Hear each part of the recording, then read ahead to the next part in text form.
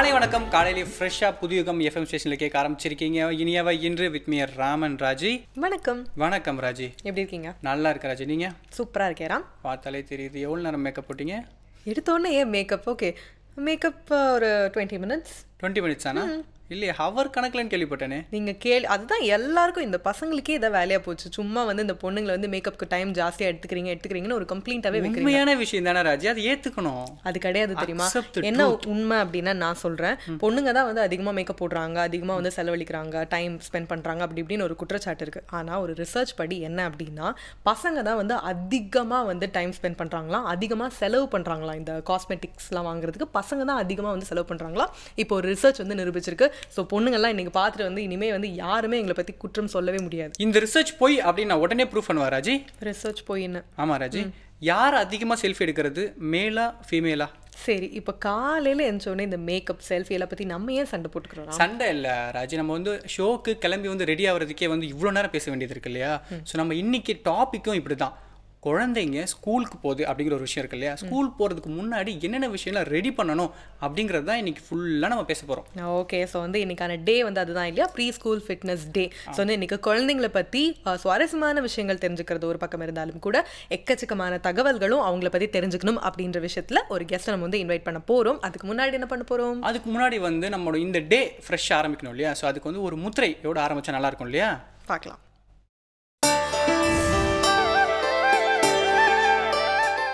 வணக்கம். நலம்பெறும் முதிரைகள் விரல்களை மருத்துவர் வரிசையில் இன்று நாம் பார்க்க இருப்பது கிளிமூக்கு முதிரை. கிளிமூக்கு முதிரை ஒரு எளிமையான முதிரை. இந்த முதிரையினுடைய ஆதாரம் அப்படின்னு பார்த்திங்கன்னா, நம்மளுடைய மதுரை மீனாட்சி அம்மன் கோவிலில் இருக்கக்கூடிய மீனாட்சி அம்மன் வைத்திருக்கக்கூடிய ஒரு முதிரை இது. இந்த முதிரையினுடைய செயல்பாடுகள் நமக்கு எப்படி உபயோகமாக இருக்குது அப்படின்னு பார்த்திங்கன்னா, ஒன்று, நம்மளுடைய தொண்டை பகுதியில் ஏற்படக்கூடிய பிரச்சனைகளை சரி செய்யும். இரண்டாவது, நம்மளுடைய குரல் கம்மல் என்று சொல்லக்கூடிய அந்த குரல் அப்படியே ஒரு மாதிரி பம்மிகிட்டே இருக்கும், அந்த குரலை வந்து மேம்படுத்தி கொடுக்கக்கூடிய ஒரு முதிரை. மூன்றாவது, உள்நாக்கு வளர்ச்சி என்று சொல்லக்கூடிய டான்சில்ஸ் பிரச்சனைக்கு இந்த முதிரை ஒரு உபயோகமான ஒரு முதிரை. அடுத்தது, நம்மளுடைய வயிற்றுப்பகுதியில் ஏற்படக்கூடிய சில பிரச்சனைகளுக்கு தீர்வாகவும் இது அமையும். இந்த முதிரை எப்படி செய்கிறதுன்னு பாருங்கள். உங்களுடைய கை விரல்களில் இந்த மாதிரி 3 விரல்களை மடித்து உள்ளங்கையில் வச்சுக்கணும்.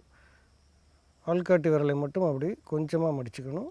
பெருவிரலை கொண்டு வந்து இந்த பகுதியில் அப்படி வச்சுக்கணும். இந்த மாதிரி இந்த முதிரைக்கு பெயர் கிளிமூக்கு முதிரை. வச்சுட்டு உங்களுடைய கையை வந்து இப்படி மீனாட்சி அம்மன் வச்சுருக்க மாதிரி இப்படி வச்சுக்கணும். உங்களுடைய கை விரல்களில் 3 விரல்களை மடித்து உள்ளங்கையில் வச்சு ஆள்காட்டி விரலை வந்து கொக்கி போல் இப்படி வளைத்து கொண்டு பெருவிரலினுடைய நுனியால் அந்த வளைந்த பகுதியில் அமுழ்த்தி அப்படி ஒரு நீட்டமாக அப்படி பெருவிரலை நீட்டி வைத்து கொள்ள வேண்டும். 2 கைகளிலும் செய்ய வேண்டும். கையை வந்து இந்த மாதிரி நிமிற்றி வைத்திருக்க வேண்டும். இந்த முதிரையின் பெயர் கிளிமூக்கு முதிரை. இந்த முதிரை செய்வதன் மூலமாக நமக்கு வந்து உள்நாக்கு வீக்கம் தீர்வதற்கு உதவிகரமாக அமையும். குழந்தைகளுக்கு எல்லாமே இப்போ வந்து ஐஸ்கிரீம் சாப்பிட்றாங்க அல்லது குளிர்ச்சியான உணவுகள் எது சாப்பிட்டாலும் தொண்டையில் வந்து ஒரு கட்டு, குரல் கம்மல், உள்நாக்கு வீக்கம் போன்ற பிரச்சனைகளுக்கு இந்த முதிரை உபயோகமான ஒன்று. இந்த முதிரை செய்வது எப்படின்னு மறுபடியும் ஒரு தடவை பாருங்கள். உங்களுடைய கை விரல்களில் 3 விரல்களை மடித்து உள்ளங்கையில் வைக்கணும். ஆள்காட்டி விரல் 2ஐயும் இப்படி கொக்கி மாதிரி வளைத்து பெருவிரலை கொண்டு வந்து அதனுடைய நடுப்பகுதியில் தொட்டு இப்படி கை வச்சுக்கணும். குறைந்தது 30 நிமிடம், அதிகபட்சமாக 40 நிமிடம் வரைக்கும் இந்த முதிரை செய்யலாம். ஒவ்வொரு முதிரையுமே மிகுந்த ஆராய்ச்சிக்கு பின்பு உங்களுக்கு வழங்கப்படுகிறது. இதனுடைய பலன்கள் மிக மிக அற்புதமானவை. நாளும் பல முதிரைகளை கற்றுக்கொண்டு நலம் பெற வாழ்த்துகிறேன். நன்றி, வணக்கம். ஓகே ராம், உடலும் உள்ளமும் பகுதியில் ஒரு சூப்பரான யோகாவோட நம்ம வந்து தயாராக வந்துட்டோம். என்னதான் வந்து குழந்தைங்களை வந்து பார்த்துக்கணும் அப்படின்ற விஷயங்களா இருந்தாலும் கூட முதல்ல நம்ம கவனிச்சுக்கணும் இல்லையா? அப்போ தான் நம்ம மித்தவங்களை கவனிக்க முடியும். ஆமாம் ராஜி, நான் கூட இப்போ பார்த்தீங்கன்னா இந்த யோகா பற்றி பேசுகிறதுக்காக ஏதோ ஒன்று யோசிச்சு வச்சுருந்தேன், மறந்துட்டேன். ஏன்னா இந்த மாதிரி யோகா நான் கரெக்டாக ரெகுலராக பண்ணுறதில்ல, அதனால் நிறைய ஏதோ யோசிச்சு வச்சுருந்தா மறந்துட்டேன். சரி, நீங்கள் இப்போ மறந்ததுனால உங்களுக்கு ஒரு டைம் கொடுக்குறேன். நீங்கள் ஒரு குட்டி பிரேக் எடுத்துகிட்டு வாங்க, நானும் எடுத்துகிட்டு வரேன். அதுக்கப்புறமா நம்ம வந்து நிறைய விஷயங்கள் பார்க்க போகிறோம் நம்ம நிகழ்ச்சியில். இப்போ புதியுகம் எஃப்எம் ஸ்டேஷனில் இனியவை இன்று.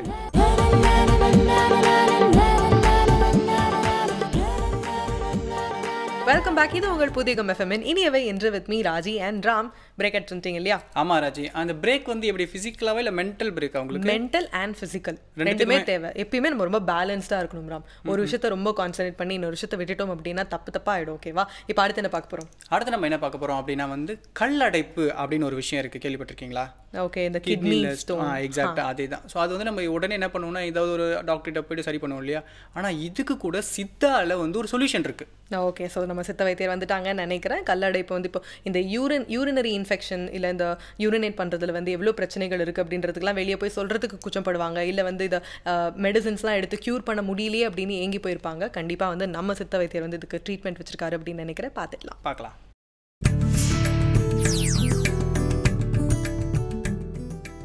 நலம் அன்புடன் பகுதியில் இன்றைக்கு நாம் பார்க்கக்கூடிய நோய் கல்லடைப்பு. அதாவது சிறுநீரக கற்களை தான் நம்ம கல்லடைப்புன்னு குறிப்பிடுவோம்.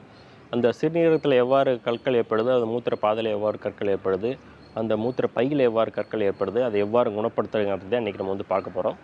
இந்த கல்லடைப்புக்கு முக்கியமான காரணம் அப்படின்னு சொல்லும்போது உடல் உஷ்ணம் அதிகமாக இருக்கும்போது இந்த கல்லடைப்புக்கு ஏற்படுவதற்கான சூழ்நிலைகள் வந்து அதிகம். இந்த உடல் உஷ்ணத்தை மெயின்டைன் பண்ணிக்கிட்டோம், பேலன்ஸ் பண்ணிட்டோம்னா கல்லடைப்பு வந்து வராமல் வந்து நம்ம தடுக்க முடியும். இந்த கல்லடைப்புக்குரிய குறிகுணங்கள் அப்படின்னு பார்த்தீங்கன்னா, சிறுநீர் போகும்போது எரிச்சல் வரலாம், சிறுநீரோட நிறம் மாறலாம், ஒரு மஞ்சள் நிறமாக மாறலாம், பழுப்பு நிறமாக மாறலாம், சில சமயம் ரத்தமே வரலாம். முதுகு பக்கத்துலேயும் அந்த சிறுநீர் பாதையிலையும் நமக்கு வந்து தாங்க முடியாத வலி ஏற்படலாம். இந்த மாதிரியான குறிகுணங்கள்லாம் இருந்தால் நமக்கு கல்லடைப்பினால் பாதிக்கப்பட்டிருக்கோங்கிறத நம்ம வந்து புரிஞ்சுக்க முடியும். இந்த கல்லடைப்பு ஏன் வருது அப்படின்னு கேட்டிங்கன்னா, சிறுநீரை வந்து அடக்குதல். பொதுவாக சிறுநீரை அடக்கி இருக்கிறவங்களுக்கு இந்த கல்லடைப்பு வரும். தண்ணீரோட அளவு அதிகமாக குறைவாக பயன்படுத்துகிறவங்களுக்கும் இந்த கல்லடைப்பு வரும். தாகம் இருக்கும், தண்ணி குடிக்காமல் இருக்கிறது. ஒரு நாளைக்கு குடிக்கக்கூடிய தண்ணியோட அளவை நம்ம வந்து குடிக்காமல் நம்ம வேலைப்பளுவிலே இருந்துட்டோம்னாலும் இந்த கல்லடைப்பு வந்து ஏற்படலாம். இயல்பாக பரம்பரையாக வரக்கூடிய சத்து குறைவு. நான் எல்லாமே தண்ணிலாம் நல்லா தான் குடிக்கிறேன், யூரின் நல்லா தான் போகிறேன், ஆனாலும் எனக்கு கல்லடைப்பு வந்துருச்சுன்னா அதுக்கு பரம்பரையாக வரக்கூடிய சத்து குறைவு, விட்டமின் ஏ டெஃபிஷியன்சின்னு கூட சொல்லுவோம்.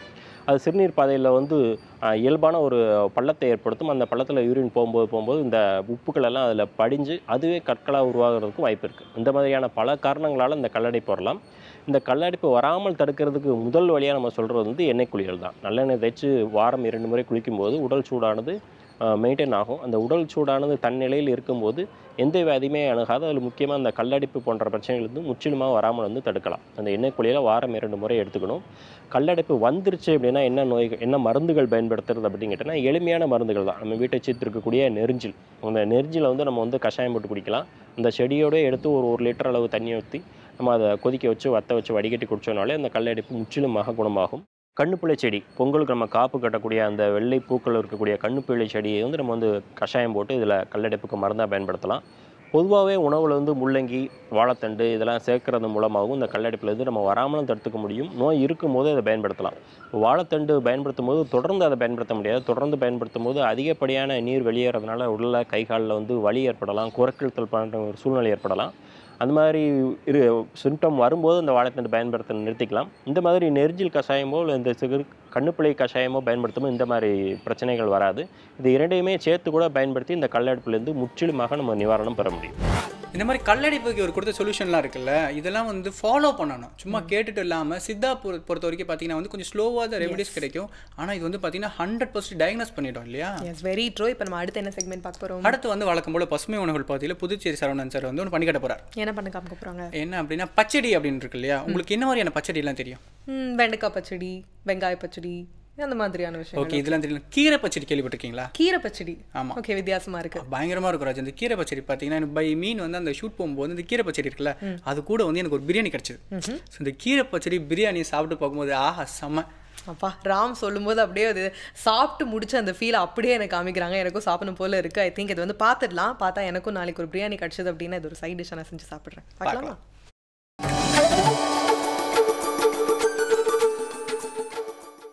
அனைவருக்கும் வணக்கம். இன்றைய பசுமை உணவுகள் பகுதிக்கு உங்களை வரவேற்பதில் மகிழ்ச்சி அடைகிறேன். இன்றைக்கி நம்ம செய்ய போகிற உணவு கீரை பச்சடி.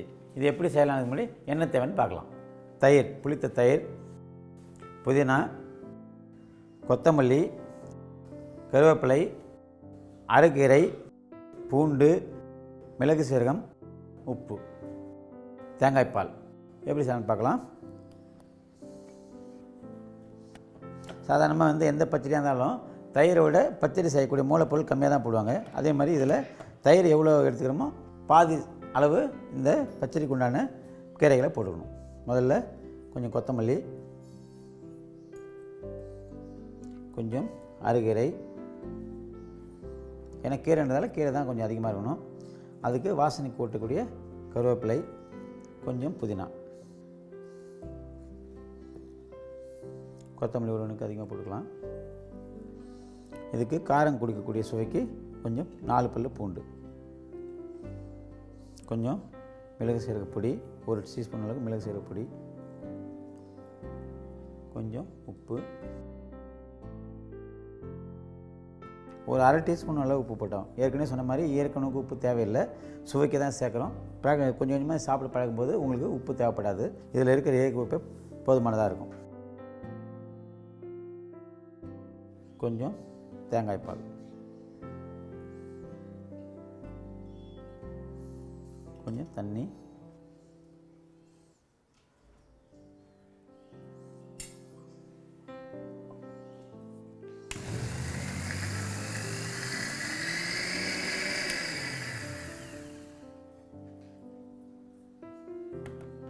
இப்போ அரைத்த கீரை விழுதை இதில் சேர்த்துடுறோம்.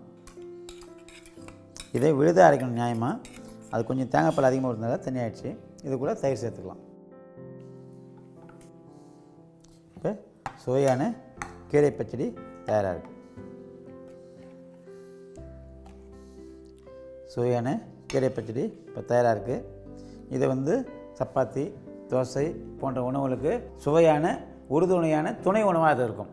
இதை ரொம்ப விரும்பி சாப்பிடுவாங்க குழந்தைங்க எல்லாமே. ஏன்னா இதில் தயிர் சுவை தான் அதிகமாக தெரியும். ஆனால் கீரை கலந்துக்கிறதுல அதோட உண்மையான தாது உப்புகள் நிறைந்த சத்து உள்ள வேதிப்பொருள் நமக்கு கிடைக்கும். இயற்கை வேதிப்பொருள் நமக்கு கிடைக்கும். உடம்பு ஆற்றலை பெருக்கக்கூடியது. தயிர்க்காக சேர்க்கும்போது இது பிரியோஜலிக் அப்படின்ற உணவு வகை சேர்ந்தது. இது கூட சப்பாத்தி சேர்த்து சாப்பிடும்போது ஆற்றல் சீக்கிரமாக பெருகி உடம்பு நன்மை பயக்கும். வேறு ஒரு நல்ல பசுமை உணவோட அடுத்த நிகழ்ச்சி சந்திக்கலாம். நன்றி. ஓகே ராம், இந்த கீரை பச்சடி அப்படின்றது வந்து ஐ திங்க் இது கொஞ்சம் வித்தியாசமாக இருக்கும் அப்படின்னு நினைக்கிறேன். நான் குழந்தைங்களுக்குலாம் வந்து பொதுவாக கீரை கொடுத்தோம், இல்லை நமக்கே கொடுத்தோம் அப்படின்னா கூட ஐயோ கீரையா அப்படின்னு ஒரு விஷயம் இருக்கும். என் சின்ன வயசுலலாம் கேள்விப்பட்டிருப்போம், இது பாப்பாய் இதை செய்யல மேன் அப்படின்னா இது பாப்பாயோட ஸ்பினாச், இது பாப்பாய் சாப்பிட்டது அப்படின்னு சொல்லிட்டு குழந்தைக்கெலாம் கொடுத்தாங்க அப்படின்னா வந்து வாங்கியிருப்பாங்க. இந்த மாதிரி டிஃப்ரெண்ட் ஃபார்ம்ஸில் இருக்கும்போது ஈஸியாக எல்லாருக்குமே வந்து எடுத்துக்கிறதுக்கும் நல்ல சுவாரஸ்யமாக இருக்கும் இல்லையா? ஆமாம் ராஜி, குழந்தைங்களுக்குலாம் பார்த்தீங்கன்னு வச்சுக்கோங்களேன், பொதுவாகவே வந்து கீரை அதெல்லாம் பொரியல் அந்த மாதிரிலாம் பண்ணி கொடுத்தா சாப்பிட்றதுக்கு ரொம்ப கஷ்டப்படுவாங்க. இதே இந்த மாதிரி பிரியாணியோட இந்த கீரை வந்து பச்சடியாக செஞ்சு கொடுத்தா அவங்களுக்கு தெரியவே தெரியாது, ஏதோ நல்லா இருக்குது, டேஸ்ட்டாக இருக்குது, கேர்டோட மிக்ஸ் ஆயிருக்கு இல்லையா, ஸோ நல்லா இருக்கு சொல்லிட்டு சல்லுன்னு சாப்பிடுவாங்க. ஓகே, இப்போ சூப்பராக வந்து சாப்பாடு பற்றி பேசியாச்சு. எனக்கு லைட்டாக பசிக்கிற மாதிரி இருக்கு. ஒரு பிரேக் போயிட்டு வந்துடலாம். இது உங்கள் புதிய எஃப்எம் இனியவை என்று.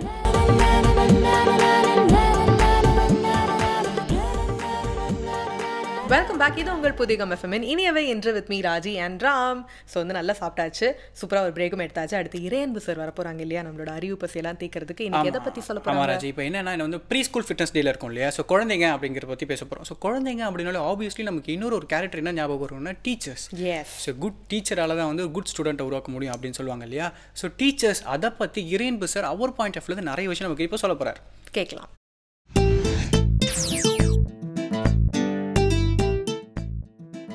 வணக்கம். சில நேரங்களில் நம்ம இப்போ செய்திகள்லாம் சிலது படிக்கிறோம், ரொம்ப அதிர்ச்சியாக இருக்குது, நம்ம விவாதிக்கிறோம், இதெல்லாம் எங்கே போய் முடியுமோ, இப்படிப்பட்ட பசங்களாக இருக்காங்களே. என்னென்னா மாணவன் வந்து ஆசிரியரை அடிச்சிட்டான் கன்னத்தில், மாணவன் வந்து ஆசிரியரை கத்தியால் குத்திட்டான்.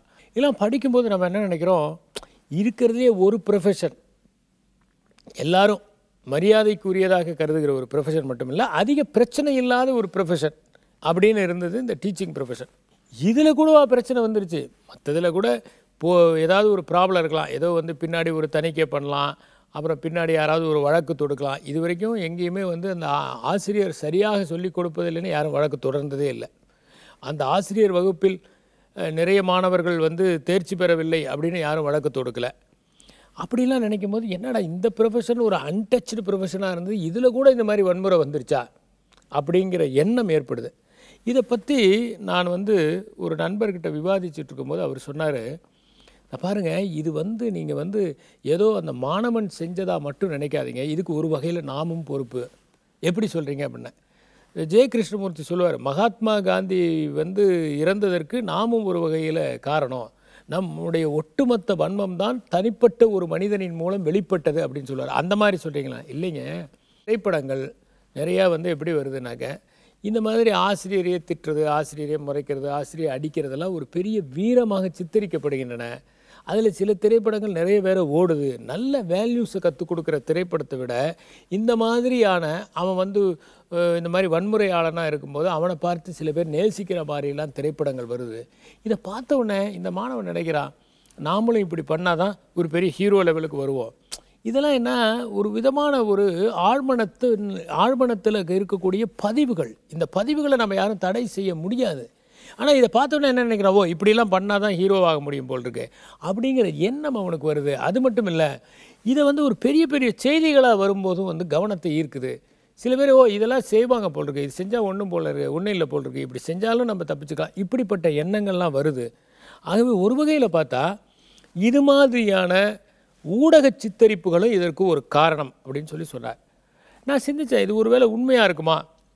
ஏன்னா நம்முடைய காலகட்டத்தில் வந்து ஆசிரியர் அப்படின்னு வந்தால் ஆசிரியர்கிட்ட அடங்கி நடக்கிறதும் பணிவாக நடக்கிறதும் தான் எல்லா விதமான ஊடகங்கள்லேயும் வந்தது, திரைப்படங்கள்லேயும் வந்தது, அல்லது நாடகங்களில் வந்தது. ஏன்னா நாடகமோ அல்லது திரைப்படமோ அதுக்கு சில இலக்கணங்கள் இருந்தது, இப்படி தான் இருக்கணும்.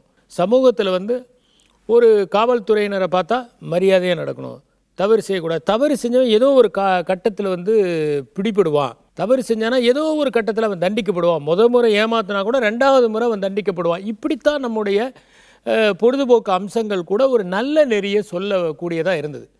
இப்போ நல்ல நெறியை சொன்னதுனால எல்லாருமே புத்தர் ஆயிடுறதில்லை அப்படிலாம் பேசக்கூடாது. ஒருத்தர் சொன்னார், திருக்குறளை படித்தவர்கள் எல்லாரும் வந்து உத்தமர்களாக ஆகிவிடுது. இல்லை, அப்படி கிடையாது.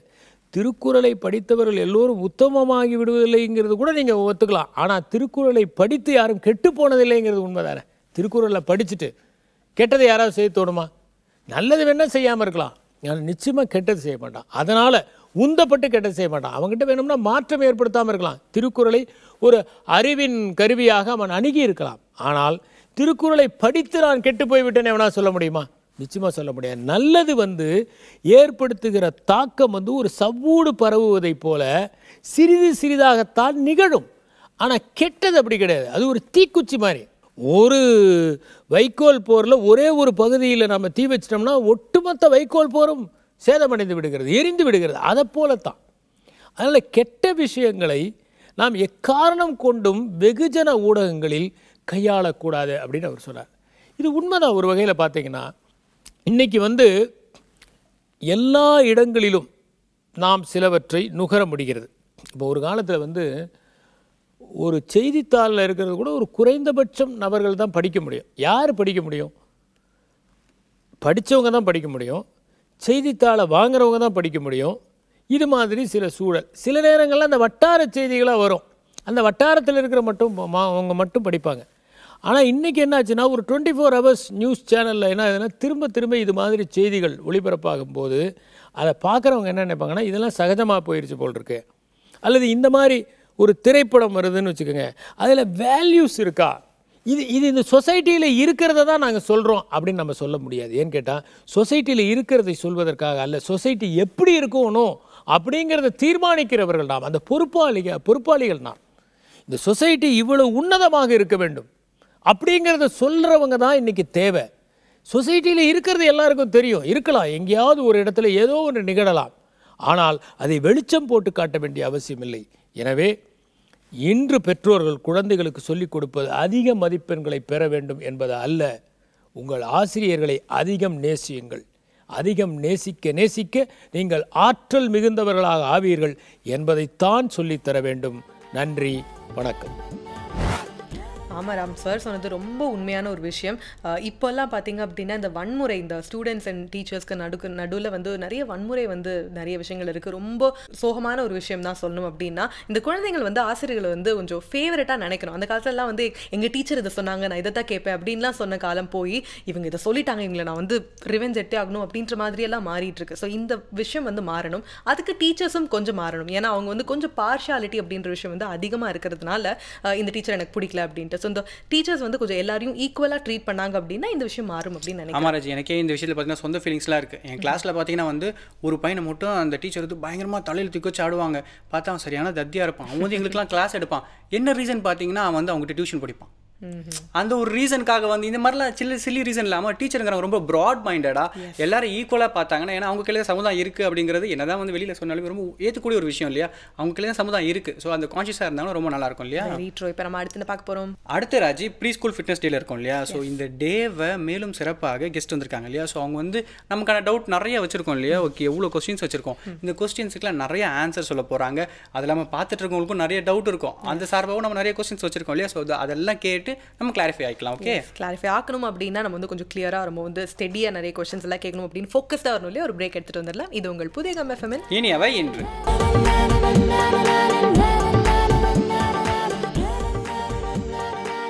Welcome back. இது உங்கள் புதிய கம் எஃப்எம் இனியவை என்று with me Raji and Ram. இன்னைக்கு வந்து ப்ரீ ஸ்கூல் ஃபிட்னஸ் டே இல்லையா? இன்னைக்கு வந்து என்னதான் குழந்தைங்களை பற்றி சுவாரஸ்யமான விஷயங்கள் நிறைய தெரிஞ்சுக்கிட்டாலும் கூட இதில் கவனிக்க வேண்டிய நிறைய விஷயங்கள் இருக்குது. இதை பற்றி பேசுறதுக்காக ஒரு கெஸ்டையும் நம்ம வந்து இன்வைட் பண்ணியிருக்கோம். இவங்க யார் அப்படின்னா கிரியேட்டிவ் கிட்ஸ் ஸ்கூலினுடைய ஃபவுண்டர் மிஸ்ஸஸ் ஜெயப்ரியா.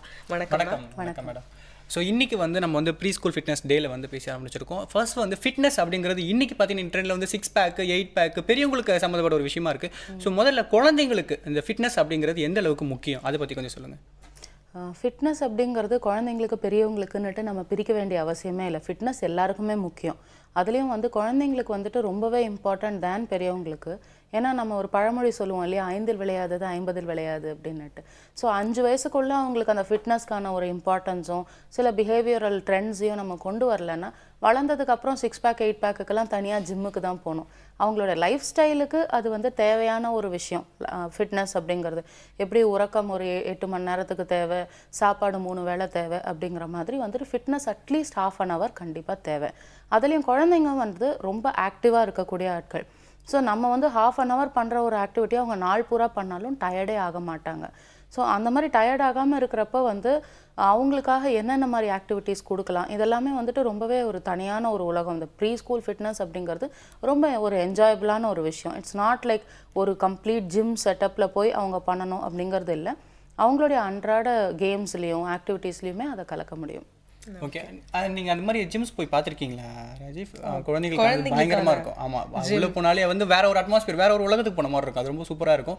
ஸோ இப்போ இதில் வந்து இன்னொரு டவுட் என்ன, இது எந்த ஏஜ் குரூப்பில் இதை ஸ்டார்ட் பண்ணுறது? ஆக்சுவலி ஏஜ் குரூப்னா இப்போ ப்ரீ ஸ்கூல் அப்படின்னு பார்த்தீங்கன்னா ஏஜ் குரூப் வந்து ஒரு 2 இயர்ஸ் to 2.5 இயர்ஸில் ஏஜ் குரூப் கூட்டிகிட்டு வருவாங்க.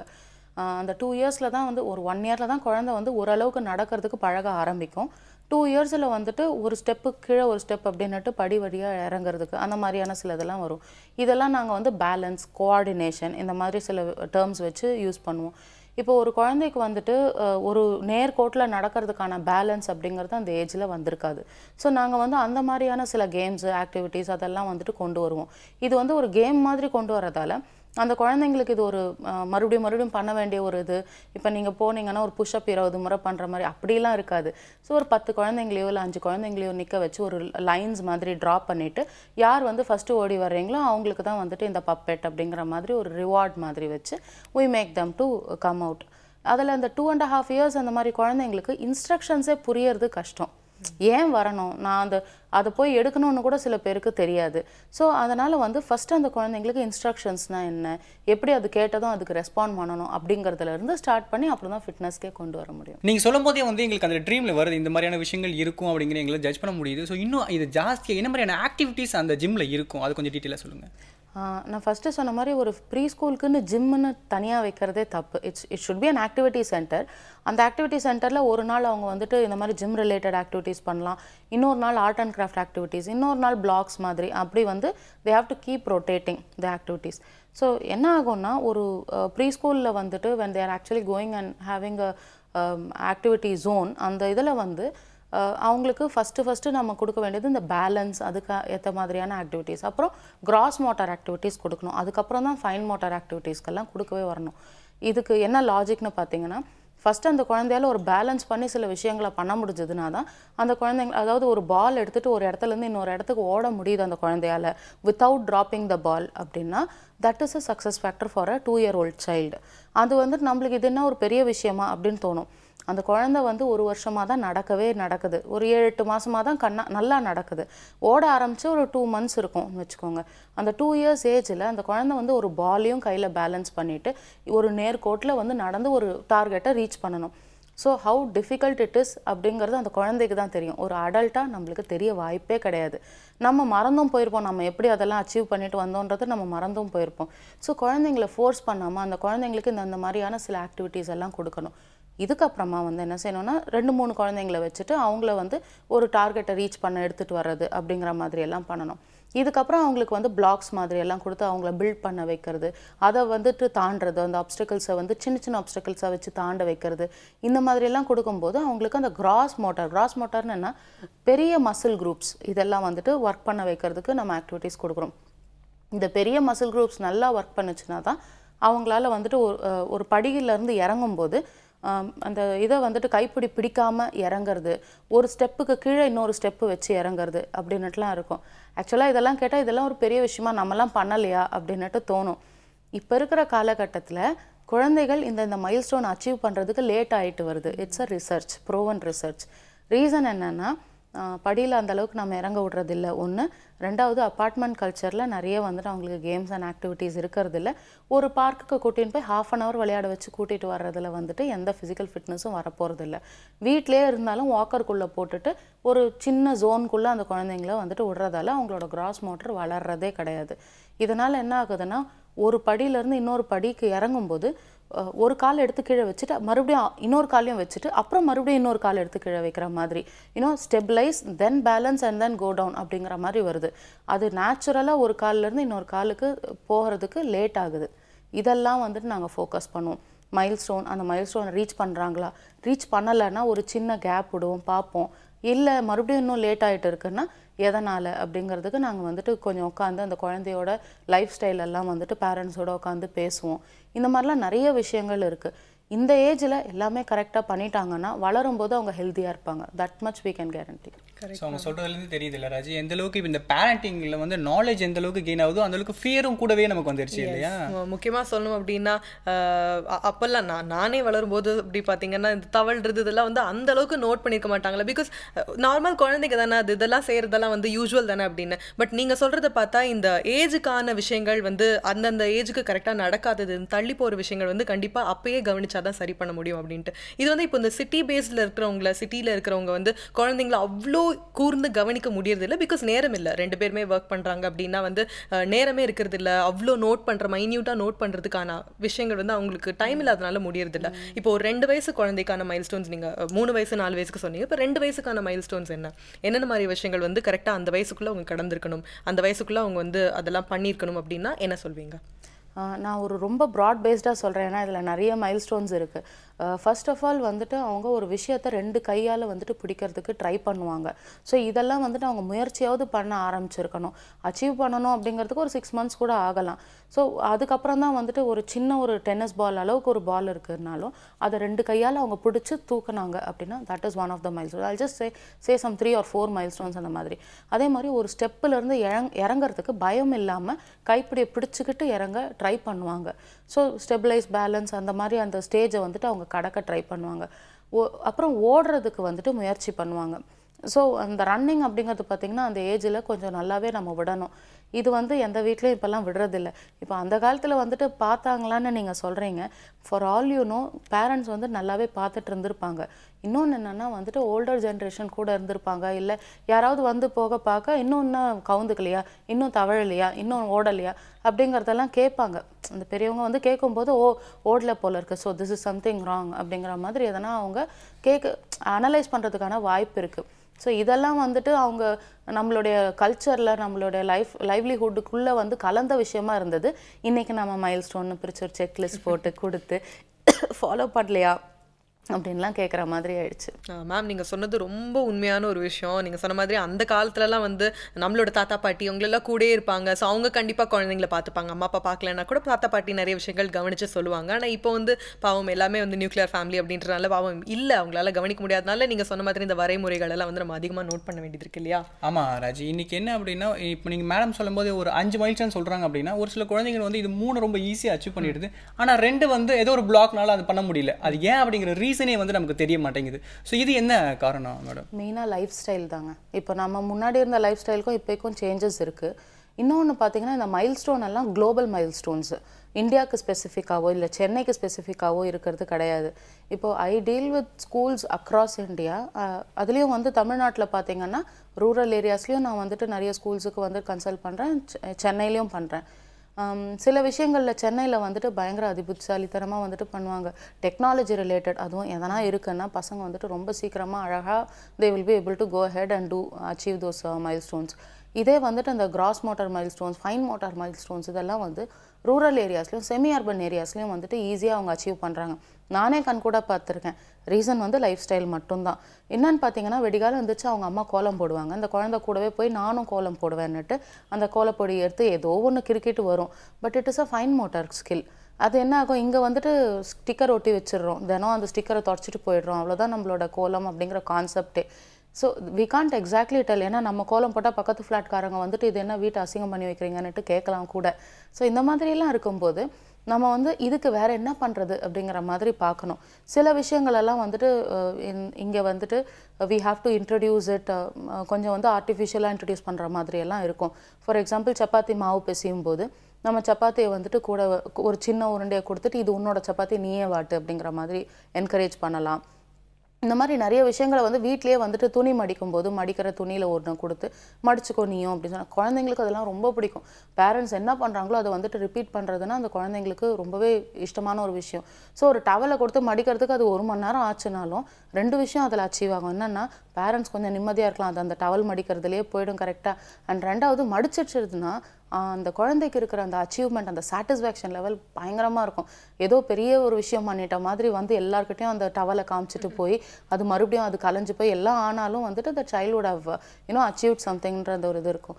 இதெல்லாம் வந்துட்டு நம்ம பேரண்ட்ஸாக வந்து கொஞ்சம் இது பண்ணணும் தான். கொஞ்சம் டிவி டைமை கட் பண்ணிவிட்டு, sorry to say this on TV, but அந்த குழந்தைங்களை வந்துட்டு வேறு எதனா கேம்ஸ் விளையாட வைக்கிறது, பிளேடோ ஆக்டிவிட்டீஸ் எல்லாம் கொடுக்கறது, இந்த மாதிரியெல்லாம் எதனா பண்ணிகிட்டே இருக்கணும். அவங்களுக்கு கான்ஸ்டன்ட் அட்டென்ஷன் அந்த 5 வயசு வரைக்கும் கொடுத்தா அதுக்கப்புறம் கூட நம்ம அந்தளவுக்கு அட்டென்ஷன் கொடுக்க வேண்டியதில்லை. They will grasp and go ahead. ஏன் இந்த கான்ஸ்டன்ட் அட்டென்ஷன் கொடுக்கணுன்னா இந்த ஃபைன் மோட்டார் கிராஸ் மோட்டார் மட்டும் இல்லை, சோஷியல் அண்ட் எமோஷனல் டெவலப்மெண்ட்க்கும் அவங்களோட பேசிக்கிட்டே இருக்கும்போது என்ன ஆகும்னா அவங்களுக்கு பேச்சு மறுபடியும் வந்துட்டு இன்னும் பெட்டராக வரும். ப்ரீ ஸ்கூல் அப்படின்னா வெறும் ப்ரீ ஸ்கூல் போகிறதுக்கு முன்னாடி ரெடி பண்ணுறது மட்டும்தான் குழந்தைங்களுக்கா? இன்னும் நிறைய இருக்குது. குழந்தைங்க அப்படின்னா குழந்தைங்க அடம் பிடிக்கிறது, குழந்தைங்க எப்படி சாப்பிட்றாங்க அப்படின்னு நமக்கு நிறைய டவுட் இருக்கு இல்லையா? இதை பற்றிலாம் கேட்கலாம், அப்புறம் இந்த எபிசோடுக்கான இது முடியாது இல்லையா? ஆமாம், இந்த அடம் பிடிக்கிறது அப்படின்ற ஒரு கேள்வியை தான் வந்து எல்லாருமே வந்து இப்போ கேட்க போகிறாங்க அப்படின்னு யோசிச்சுட்டு இருப்பாங்க. அதான் அடுத்த கேள்வி. அதுக்கான பதில் தெரியணும் அப்படின்னா ஒரு பிரேக் போயிட்டு வந்தால் தான் தெரிஞ்சுக்க முடியும். இது உங்கள் புதிகம் FM இனியவை என்று.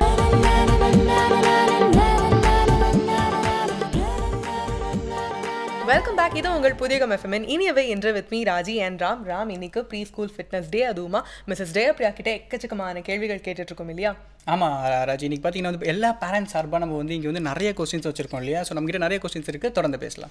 எல்லாருக்குமே இப்போ இருக்கிற ஒரு பிரச்சனை அப்படின்னா வந்து என் குழந்தை தவழ்றாங்க, ஓடுறாங்க, எல்லாமே பண்ணுறாங்கன்னா பேச மாட்றா, இன்னும் பேச மாட்றா அப்படின்ற ஒரு விஷயம், இல்லை பேசுவாங்க இன்னும் ஓடி இருக்க மாட்டாங்க அப்படின்ற ஒரு விஷயம். இதெல்லாம் வந்து இயல்பாக நடக்கிற விஷயத்த வந்து எங்கேயோ தடை பண்ணியிருந்திருப்பாங்க. மேபி நடக்கிற வயசுல வாக்கர்லேயே போட்டு உட்கார வச்சு அந்த மாதிரி தடை பண்ணியிருந்திருக்கலாம். இல்லை பேச வேண்டிய அப்படிங்கிறத பேன் பண்ணா கூட நல்லா இருக்கும் ஆக்சுவலி. அந்த அளவுக்கு வந்துட்டு it has spoil the lifestyle of children. அந்த வாக்கர்லாம் முன்னாடிலாம் கிடையாது. அது என்ன ஆகுதுன்னா இட்ஸ் சேஃப் அண்ட் செக்யூர் பிளேஸ்ன்னு நினச்சிட்டு குழந்தைங்களை அதில் விட்டுடுறாங்க. அது வந்து ஈஸியாக ஒரு இடத்துல இருந்து இன்னொரு இடத்துக்கு போக பழகிடுது. இங்கேருந்து ஒரு எண்ட் ஆஃப் தட் ரூமுக்கு போகிறதுக்கு within fraction of a second போகும்போது தவழடிச்ச டைம் ஆகுது இல்லையா? ஸோ அந்த குழந்தைக்கு ஃப்ரஸ்ட்ரேட் ஆகுது. நான் எதுக்கு தவழணும், நான் வாக்கர்லேயே போயிடலாமேன்னு அந்த குழந்தை திங்க் பண்ணும். அது குழந்தைன்றதால திங்க் பண்ணலன்னு நம்ம நினைக்கவே கூடாது. ஸோ இதனால் வந்துட்டு வாக்கரே யூஸ் பண்ணாமல் அந்த குழந்தை எவ்வளோனா டைம் எடுத்துக்கிட்டோம் அப்படின்னுட்டு விட்டால் கூட பரவாயில்ல. இத்தனைக்கு சில இடங்கள்ல நான் ஃபாரின்லலாம் பார்த்துருக்கேன். நம்ம இங்கே கயிறுலாம் கட்டி போடுவோம் இல்லையா குழந்தைங்கள, அந்த மாதிரி என்ன செய்கிறாங்க, ஒரு சின்ன பெல்ட் மாதிரி, அது ரொம்ப அழகாக இருக்குது, அந்த பெல்ட்டு கூட வந்துட்டு ஒரு இந்த செயின் மாதிரி ரோப் மாதிரி ஒன்று போட்டு எங்கேயாவது ஒரு இடத்துல ஃபிக்ஸ் பண்ணி வச்சிடுறாங்க. அந்த ஏரியாக்குள்ளே அந்த குழந்தை வந்துட்டு சுற்றி வந்துட்டுருக்கு. It doesn't hurt the child or anything, but அந்த சைல்டு வந்து சேஃபாக செக்யூராக அந்த இடத்துக்குள்ளே இருக்குது. இது வந்து I would not say this is the right thing to do, but அந்த வாக்கரில் போட்டு அந்த குழந்தை எங்கே ஒன்றா போட்டோன்னு விடுறதுக்கு this might be a better solution. Okay, foreign அப்படின்னும்போது எனக்கு ஒரு டவுட் வருது. இந்த ஃபாரின் அப்படின்போது அந்த கல்ச்சர் அங்கே பார்த்தீங்கன்னா வந்து ஸ்கூலிங் அப்படிங்கிறது வந்து 7 வயசுலேருந்து ஆரம்பிக்கிறாங்க. ஆனால் நம்ம வந்து 2.5 வயசில் இப்போ நீங்கள் சொன்ன மாதிரி 9 monthsலாம் வந்து இப்போ ப்ரீ ஸ்கூல் அந்த மாதிரியான விஷயங்கள்லாம் இங்கே வந்துருச்சு. இது வந்து நல்ல கல்ச்சராக இது ஆக்சுவலி இது வந்து அக்செப்டபிள் ஒன்றா? இல்லை, அங்கே வந்துட்டு இதுக்கு முன்னாடியே ப்ரீ ஸ்கூல் கான்செப்ட் இருந்ததுங்க. இங்கே நமக்கு வந்து ஒரு 15 yearsஆக ப்ரீ ஸ்கூலுங்கிற கான்செப்ட் இருக்குது. Or maybe pre school concept இருந்தது, அந்த அளவுக்கு ப்ராலிஃபரண்ட்டாக இல்லை, இப்போ இருக்கிற அளவுக்கு இல்லை. பட் அங்கெல்லாம் யூஎஸ்லலாம் பார்த்தீங்கன்னா 30 yearsஆகவே ப்ரீ ஸ்கூல்ஸ் இருக்குது. 2.5-3 இயர்ஸில் வந்துட்டு அந்த ப்ரீ ஸ்கூலுக்கு கூட்டிகிட்டு போகிறாங்க. ஆனால் எப்படி இருக்கும் அப்படின்னா ஒரு பேரண்ட் யாருன்னா வந்து கூடவே இருப்பாங்க. 1 hour or 2 hours, whatever is the timing for that preschool, ஒரு கூடவே இருந்து இவங்க வெளியில் இருப்பாங்க, அவங்க உள்ளே இருப்பாங்க. அந்த ஆக்டிவிட்டீஸ் எல்லாம் முடிச்சதுக்கப்புறம் அப்படியே கையோட கூட்டிகிட்டு வந்துடுவாங்க. அந்த மாதிரி இருந்திருக்கு தான். ஏன்னா whatever is their culture அதுதான் இங்கே வந்து ரிப்பீட் ஆகிட்டு இருக்குது. நம்ம வந்து எதையும் புதுசாக வந்துட்டு இங்கே பண்ணலை. ஆக்சுவலி இதெல்லாம் வந்து nothing to be worried about. இது 2.5 இயர்ஸில் ஸ்கூலில் போடுறதுன்றது தப்பா ரைட்டா அப்படின்னு கேட்கக்கூடிய நிலைமையில கூட இன்றைக்கி நம்ம இல்லை. We have to go forward with it. Like cellphone use பண்ணுறதா வேணாமா அப்படின்னு கேட்குற மாதிரி. You have no other choice, you have to use it. And the you have no other choice, you have to put the child in preschool unless and until you have a huge family, the family is taking care of the child and the child interaction என்றது நிறையவே இருக்கு. You are bringing in some other aspects so that the child is enriching their vocabulary, their other aspects எல்லாம் worksheets மாதிரி நீங்களே கொடுக்க முடியுது அப்படிங்கிறச்ச you don't need a school before LKG. இல்லைனா LKGக்கு முன்னாடி ஒரு preschool போட்டால் அந்த குழந்தைக்கு அது வசதியாக தான் இருக்கும். Okay ma'am. இப்போ வந்து ஃபிட்னஸ் அப்படின்னு பேசும்போது எல்லாருக்குமே ஒரு பெர்செப்ஷன் என்ன இருக்குன்னா அந்த டேர்மை கேட்ட உடனே வந்து இந்த ஃபிசிக்கல் ஃபிட்னஸை மட்டும்தான் யோசிக்கிறாங்க. பட் நம்ம வயசுக்கு எந்த அளவுக்கு ஒரு பேலன்ஸ் தேவையோ, மென்டல் அண்ட் ஃபிசிக்கல் பேலன்ஸ் எப்படி தேவையோ அதே மாதிரி ஒரு குழந்தைக்கும் வந்து மென்டல் அண்ட் ஃபிசிக்கல் பேலன்ஸ் கண்டிப்பாக தேவை. ஏன்னா நீங்கள் ஒரு விஷயம் மென்ஷன் பண்ணீங்க, இப்போ வாக்கரில் ஒரு குழந்தை போடுறோம் அப்படின்னா வந்து அது எதுவும் நினைக்காது, பரவாயில்ல ஏதோ போட்டு விட்டாங்க நம்ம அதிலே இருக்கலாம் அப்படின்னு பட் அவங்களுக்கும் ஒரு விஷயம் ஓடிட்டு இருக்கும், நம்மள ஏன் அம்மா அதில் போட்டாங்க, நம்மள ஏன் தடுக்கிறாங்க அப்படின்ற விஷயம் அவங்களுக்குள்ள ஓடிட்டு இருக்கும். ஸோ இந்த மென்டல் அண்ட் ஃபிசிக்கல் ரெண்டத்தையும் வந்து எப்படி ஃபிட்னஸ் அந்த பேலன்ஸ் பற்றி சொல்லுங்க குழந்தைங்களுக்கு. ஸோ இப்போ வந்துட்டு பார்த்தீங்கன்னா ஃபிட்னஸ் அப்படின்னு எடுத்துக்கிட்டால் 3 விஷயம் சொல்லுவாங்க. Fitness of physical fitness, mental fitness and spiritual fitness அப்படிங்கிற மாதிரி சொல்லுவாங்க. Will not go to spiritual fitness at this age, it is not even relevant. ஆனால் மென்டல் ஃபிட்னஸ் அப்படிங்கிறது பார்த்தீங்கன்னா இந்த எமோஷனல் அண்ட் சைக்காலஜிக்கல் பேலன்ஸ் இதுதான் வந்து மென்டல் ஃபிட்னஸில் கொண்டு வருவோம். ஸோ இவங்களுக்கு வந்துட்டு ஒரு லைஃப் ஸ்டைல் அப்படிங்கிறது வந்துட்டு கொண்டு வரும்போது இது அந்த குழந்தை எப்படி பார்க்கும் அப்படின்னு ஒரு நிமிஷம் பேரண்ட்ஸ் வந்து யோசிச்சு பார்க்கணும். இப்போது ஸ்கூல்ஸ்லேயும் பார்த்தீங்கன்னா கரிக்குலம் அப்படின்னுட்டுலாம் சொல்லுவாங்க, ப்ரீ ஸ்கூல் கரிக்குலம் அப்படின்னுட்டுலாம் இருக்கும். அந்த ப்ரீ ஸ்கூல் கரிக்குலமில் 5 விஷயம் தான் மேஜராக பார்க்க வேண்டியது. பேரண்ட்ஸும் போய் ரொம்பலாம் கேட்கவே கூடாது அதுக்கு மேலே. அதாவது அவங்களுடைய லிங்குவிஸ்டிக் எபிலிட்டி, அவங்க எந்த அளவுக்கு பேசுகிற உச்சரிப்பு அதெல்லாம் மட்டும்தான் பார்க்கணும். 2வது வந்துட்டு அவங்க காக்னேட்டிவ் எபிலிட்டி, சொல்கிற விஷயத்தை அவங்களால கிரகிச்சிக்க முடியறதா. If any instruction is relate அந்த இன்ஸ்ட்ரக்ஷனுக்கு ஏற்ற மாதிரி அந்த குழந்தை நடக்க முடியுதா, சிம்பிள் இன்ஸ்ட்ரக்ஷன், 1 line இன்ஸ்ட்ரக்ஷன்ஸ் அந்த மாதிரி எல்லாம். அண்ட் 3வது எமோஷ்னல் இன்டெலிஜென்ஸ் அண்ட் 4வது சோஷியல் இன்டெலிஜென்ஸ். எமோஷ்னல் இன்டெலிஜென்ஸ் அப்படிங்கிறது என்னென்னா, இப்போ நீங்கள் வந்துட்டு ஒரு விஷயத்தை செய்கிறீங்க, இப்போ ஏதோ ஒரு பக்கத்தில் இருக்கிற ஒரு குழந்தை வந்துட்டு ஃபுட்டை ஸ்பில் பண்ணிடுது அப்படின்னா பக்கத்தில் இருக்கிற இன்னொரு குழந்தை வந்து அந்த மீதி ஃபுட்டையும் ஸ்பில் பண்ண வைக்கிறதோ இல்லாட்டா அந்த குழந்தைய வந்து போக் பண்ணுறதோ இல்லாட்டா வேணும்னே அவங்களுடைய ஃபுட்டிலேருந்து எடுக்கிறது அந்த மாதிரியெல்லாம் பண்ணும்போது that actually causes a disrupt amongst those children. இது எதனால் வருதுன்னா emotionally that child wants that and is not able to control themselves for it, or that child is feeling that இது கொட்டிடுச்சுல மொத்தமாக கொட்டிடட்டும் அப்படிங்கிற மாதிரி கொட்டி விடுறது. இதெல்லாம் ஒரு ப்ரீ ஸ்கூலில் ரொம்ப காமனாக நடக்கிற மாதிரி ஒரு விஷயம். இந்த எமோஷ்னல் இன்டெலிஜென்ஸுன்றது பெட்டராக இருக்குன்னா சோஷியல் இன்டெலிஜென்ஸுன்றது தன்னால் வந்துட்டு நல்லா வந்துடும். அதாவது அவங்க அப்படி பண்ணும்போது ஷால் ஐ ஹெல்ப் யூ அப்படின்னு சொல்லிட்டு கூட க்ளீன் பண்ண ஹெல்ப் பண்ணுறதோ இல்லாட்டா என்கிட்ட இது இருக்குது நான் இது கொடுக்குறேன் நீ உன்னோடதுலேருந்து இது கொடுக்க முடியுமா அப்படிங்கிற மாதிரி ஷேர் பண்ணி கேட்குறதோ இதெல்லாம் தான் கொண்டு வரணும் அந்த ஸ்கூலில். இதை விட்டுட்டு வந்து ஆல்ஃபபெட் நம்பர்ஸ் வந்து எந்த வயசில் வேணாலும் கற்றுக்கலாம். இப்போ நம்ம வளர்ந்ததுக்கப்புறம் ஃப்ரெஞ்ச் கற்றுக்குறோம், ஹிந்தி கற்றுக்குறோம், எவ்வளோ விஷயங்கள்லாம் கற்றுக்குறோம். ஸோ இதில் நம்ம பேசிக்லேருந்து கொண்டு போகும்போது 6 மாதத்தில் அந்த பேசிக்கான எல்லா விஷயத்தையும் நம்மளால் கற்றுக்க முடியுது. So why English and alphabets and numbers and writing இதுக்கெல்லாம் இம்பார்ட்டன்ஸ் கொடுக்குறாங்கன்னு எனக்கு தெரியல. தேவையே இல்லாமல் வந்துட்டு we are overloading the child with curriculum which is not even relevant for their age. அப்புறமா கூட அவங்க வந்துட்டு அதெல்லாம் பேசிக்காக ஒரு 3 கலர் தெரிஞ்சதுன்னா போதும், 4 ஷேப் தெரிஞ்சதுன்னா போதும், ஆல்ஃபபெட் என்னன்றது சொல்ல தெரிஞ்சதுன்னா போதும். இதுக்கு சில ரைம்ஸோ சில கேம்ஸும் வந்துட்டு மோர் தேன் எனஃப். மேம் நீங்கள் சொல்கிறத பார்த்தா இந்த மெஷினைஸ்டு கேம்ஸ், அதாவது இந்த ரிமோட் கண்ட்ரோலில் இல்லை வந்து கம்ப்யூட்டர் கேம்ஸ் இதெல்லாம் வந்து ஒரு பக்கம் ஒதுக்கி வச்சுட்டு இந்த கிளே மாடலிங் அவங்கள வந்து இன்வால்வ் பண்ணுற மாதிரி சின்ன சின்ன விஷயங்களை வந்து கொடுத்தோம் அப்படின்னா அவங்களோட ஆட்டிடியூட் அவங்களோட பிஹேவியர்லேருந்து எல்லாமே மாறும். அண்ட் குறிப்பாக சொல்லணும் அப்படின்னா எடுத்த உடனே இந்த ஏபிசிடி சார்ட்லாம் வாங்கி கொடுத்து இதை படி அப்படின்னு சொல்கிறதுக்கு பதில் அந்த மாதிரியான ஆக்டிவிட்டீஸை கொடுத்தாங்க அப்படின்னா இன்னும் நிறைய டெவலப் ஆகும் இல்லையா? கண்டிப்பாக ராஜி. இன்னைக்கு ஒரு சில ஏரியாக்களில் இந்த அவேர்னஸ் வந்துருச்சு அப்படின்னு கூட சொல்லலாம் மேம். இப்போ என்னென்னா புதுசாக வந்து ஹோம் ஸ்கூலிங் அப்படிங்கிற ஒரு வார்த்தை வந்து அதிக இடத்துல நம்ம இப்போ கேள்விப்படுறோம். எல்லாருமே வீட்லேயே வச்சு ஸ்கூல் இங்கேயே நம்ம என்னென்னலாம் சொல்லித்தராங்க அப்படிங்கிற விஷயம் போயிட்டுருக்கு. இந்த ஹோம் ஸ்கூலிங் அப்படிங்கிறது பாசிபிளா? ஒரு 70-75% பாசிபிள்ங்க. மீதி 25% ஏன் பாசிபிள் இல்லைன்றது சொல்கிறேன். But before that what is possible in a home school அப்படின்னா உங்களால் ஒரு பேரண்ட்டாக வந்துட்டு நீங்கள் வீட்டில் உட்கார முடியுது. You have the knowledge and the capacity to teach your child. அப்போது நீங்கள் வந்துட்டு இந்த மாதிரி சில ஆக்டிவிட்டீஸ், சில கேம்ஸ் அதெல்லாம் அந்த குழந்தையோட விளையாடுவீங்க. அந்த குழந்தைக்கு வந்துட்டு இந்த கலர் கான்செப்ட், ஷேப் கான்செப்ட், அப்புறம் நம்பர்ஸோட கான்செப்ட்ஸ், இன்னும் பல விஷயங்களை வந்துட்டு கொடுக்கறதுக்கு you will be able to do. But in any day you are a parent and it is your child. So you have a forgiving in nature. So நீங்கள் அந்த குழந்தைக்கு என்ன வேணுமோ அதை வந்து கொடுக்கறதுக்கு தான் நீங்கள் இது பண்ணுவீங்க. இல்லைனாலும் ஒரு அடல்ட் அப்ரோச் தான் இருக்கும் அந்த குழந்தைங்களோட. So you need to have pier group. Pier group இல்லைன்னா உங்களுக்கு ஹோம் ஸ்கூலிங்கே கூட வந்து அந்தளவுக்கு சக்ஸஸ்ஃபுல்லாக ஆகாது. அதுதான் அந்த ரிமைனிங் 20-25% ஆஃப் ஃபெயிலியர் ஆகிறதே. ஸோ இதுக்கு என்ன பண்ணணும்னா, maybe you can have some home schooling group.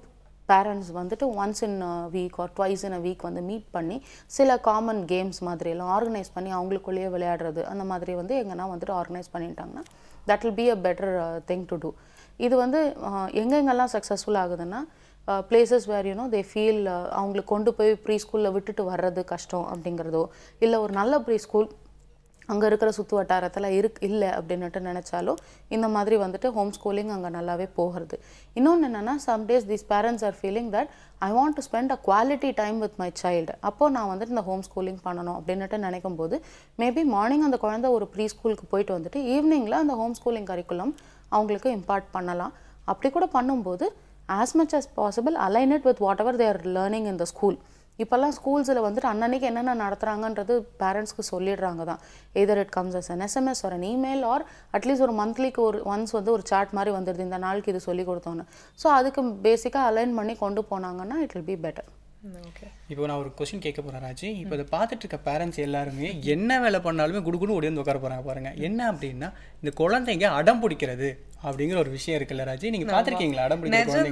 Ma'am சொன்ன மாதிரி மேபி இந்த ஷோ பார்த்ததுக்கு அப்புறமா குட்டி குட்டி குழந்தைங்க இருக்கிற அப்பா அம்மா வந்துட்டு இவ்வளோ கொஸ்டினுக்கு ஆன்சர் பண்ணிட்டாங்க, ஆனால் என் பையனை இந்த விஷயத்த மாற்றவே முடியல அப்படின்னு சொல்லிட்டு ஒரு பெரிய ஒரு வருத்தமாக வந்து இந்த கொஸ்டின் வச்சிருப்பாங்க அப்படின்னு நினைக்கிறேன். எல்லாரையும் ரெப்ரசென்ட் பண்ணுற மாதிரி ஒரு கொஸ்டின் கேட்டிருக்காங்க. இந்த அடம் பிடிக்கிறது வந்து எங்கே எதை போய் கற்றுக்கிட்டாலும் இந்த விஷயத்த மாற்றவே முடியல அப்படின்ற ஒரு விஷயம் இருக்குது. அது எப்படிமா மாற்ற முடியும்? அடம் அப்படிங்கிறது எதனால் வருதுன்னா, சாட்டிஸ்ஃபேக்ஷன் லெவல் அப்படிங்கிறது அவங்களுக்கு ரீச் ஆகலை. Okay, when is a child satisfied? when will the child feel okay எனக்கு இது போதும் அப்படிங்கிறது எப்போ அந்த குழந்தைக்கு தோணும்? எப்போ அந்த குழந்தை வந்து அந்த விஷயத்தில் ஹாப்பியாக இருக்கோ அப்போ தான். ஸோ இப்போது ஒரு விஷயத்தை ஹாப்பி ஆக்கிறதுக்கு வந்துட்டு அந்த குழந்தைக்கு அந்த திங்ஸை வாங்கி கொடுக்குறதோ இல்லாட்டா அந்த சாப்பிட்ற பொருளை எடுத்து கொடுக்கறதுனால மட்டும் வர்றது கிடையாது. இதில் நிறைய பேரண்டல் இன்வால்மெண்ட் அப்படிங்கிறது இருக்குது. தப்பு பண்ணுறதும் பேரண்ட்ஸ் தான், அதுக்கான கான்சிக்வன்சஸை அனுபவிக்கிறதும் அதே பேரண்ட்ஸ் தான். ஸோ இது வந்து அடம் பிடிக்குதுன்னு அந்த குழந்தைய சொல்கிறது ரொம்பவே தப்பான ஒரு விஷயம்.